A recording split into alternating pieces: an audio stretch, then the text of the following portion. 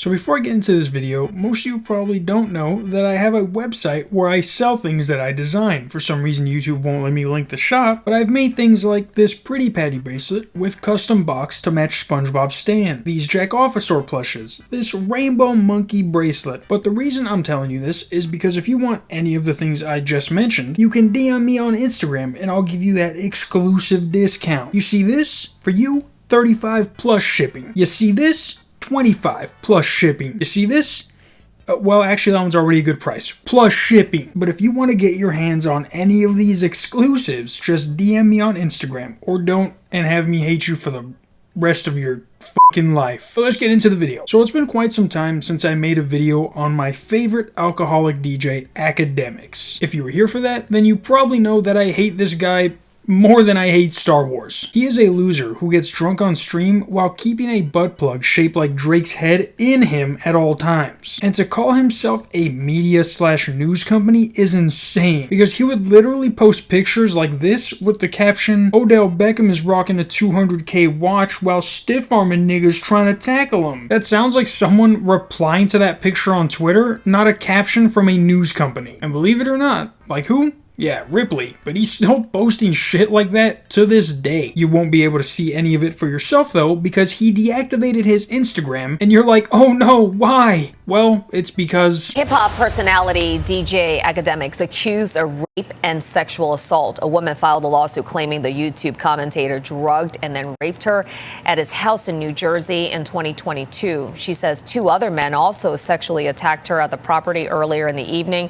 The suit also accuses Akademiks of defamation, claiming he publicly denied the assault and made demeaning comments about the victim. Akademiks has not commented on the lawsuit. Yeah, your boy was putting things into places where he shouldn't have been without any consent. And his girlfriend of all people. But the lawsuit says that back in 2022, Akademiks invited his now ex-girlfriend over after not seeing each other for almost a year. Basically saying, hey, you're the only one who doesn't care that I'm shaped like the ladybug from Bug's Life. I need you. And it says when she arrived at his house, she was met by two men who she didn't expect to be there, considering Bug Boy was the one who invited her. And then she claims that the two men drugged her and got her drunk before assaulting her by the pool. The next day, after asking what happened, Akademiks showed her the surveillance video of what happened to her, saying as she watched, she looked like she was just lying there lifeless. Now what's crazy is that Akademiks talks about this exact moment in a video called Storytime with AK. DJ Akademiks exposes his ex Shay and speaks on her trying to ruin his image. And about 24 minutes in, he starts saying how when his ex came over, he was tired or whatever, so he goes to sleep with people at his house. He wakes up realizing things are out of place. I think he used chairs as an example. Once the morning happened, and I remember even that night, like that night when she woke up, I went in my backyard and I'm like, something don't look right back here. I'm like, yo, what's up? Like, what was y'all doing when I was sleeping type shit?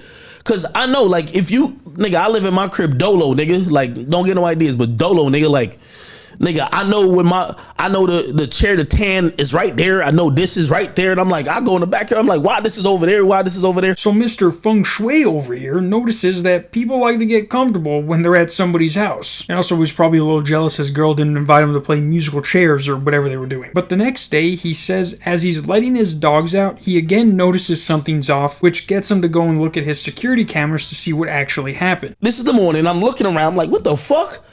I know my backyard, something ain't right. When I look at my camera in the morning, gang,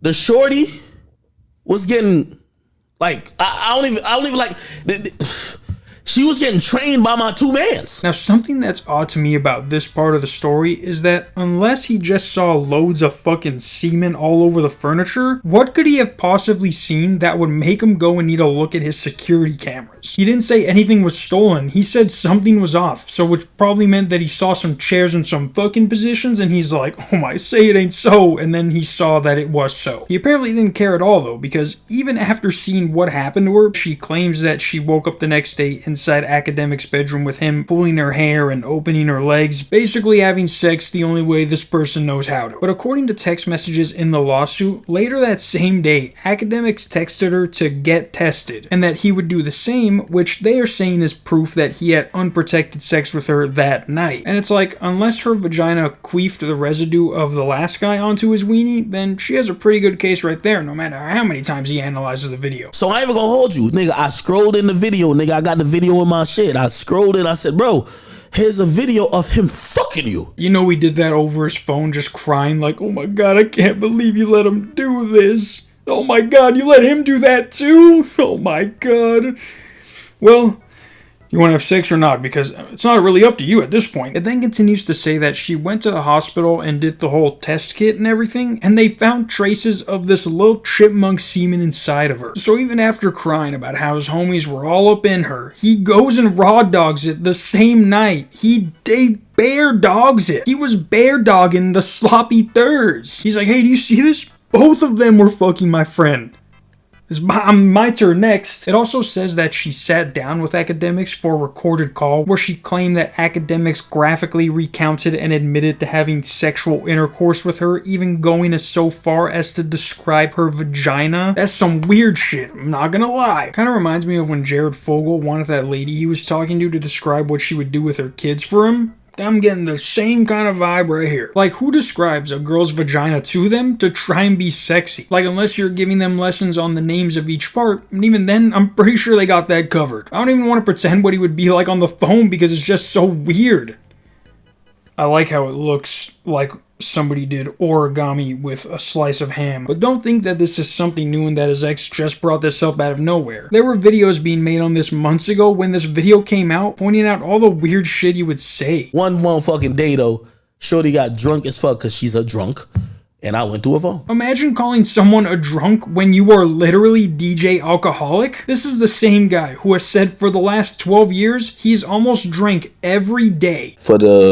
For probably the last like 10 years or so, 10, 12 years, I've drank almost damn near every day. His liver doesn't know what's going to kill him first, the obesity or the alcohol. All they know is that they want to be put out of their misery. Living in that body is like being in a concentration camp. You gotta wake up and figure out how you're gonna power that big fucking vessel the devil put you in. If you want to put a curse on someone, just make it so they get reborn as one of this dude's organs. But the reason this is getting brought back up now is because his ex chose not to go forward with the lawsuit, but then after everything got brought back up and seeing Akademiks talking like he did nothing wrong and that he's just a man with a low broken heart, she's like, well, actually, you remember what you did?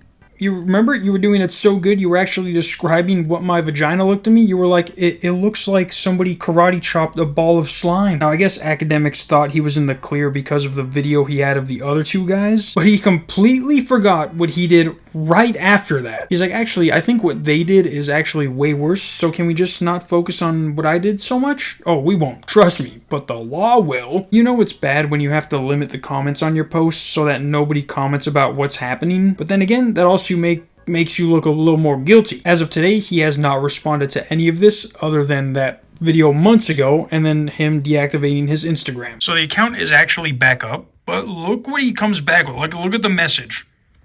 Daddy's home? Not the time to be saying that, alright? Until then, see you guys tomorrow. Peace.